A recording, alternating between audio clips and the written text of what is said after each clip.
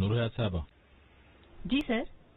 क्या हम एक दूसरे के लिए अजनबी हैं? ऐसा क्यों कह रहे हैं सर? मैंने अंदाजा लगाया कि आप मेरी तरफ देखती हैं और आपके चेहरे पर उदासी आ जाती है। नहीं सर, ऐसा नहीं।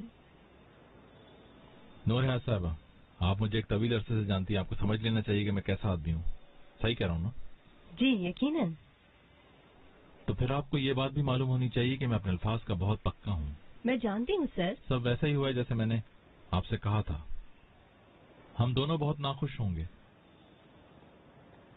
अगर आपको कोई डाउट हुए तो। मैं माफी चाहती हूँ मिस्टर करीम, मैं वाकई आपसे माफी चाहती हूँ। माफी मांगने की जरूरत नहीं है। मैं फैसला करते हुए तुम्हें जहन में रखता हूँ शहरजाद। ये मेरे बारे में नहीं है ओनर साहब, आप सिर्फ मेरा नाम लेकर अपना फैसला ले रहे हैं। मैंने जो भी फैसला किया है तुम्हारी अच्छाई के लिए किया है। ये फैसला मेरी भलाई के लिए है, लेकिन आपको कोई हक नहीं है। मैं इतनी भी कमजोर नहीं कि ये ना समझ सकूं कि क्या अच्छा है और क्या नहीं। शहरजाद प्लीज। ओनर साहब, मुझे गोली लगी थी, आपको नहीं। मैं फैसला खुद करूँ। इस बारे में बाद में बात करते हैं। यही बेहतर होगा। क्या हो रहा है? शहरजाद गोली चलाने वाले पर केस करना चाहती है। ये बात हुई ना?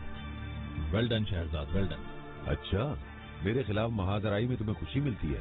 तुम्हारे खिलाफ महाजराई नहीं होना, मैंने तो उसकी बहादुरी की तारीफ की। अच्छी कोशिश है। ये बहुत मुश्किल होगा। क्या? शहरजाद को हैंडल करना मुश्किल होगा।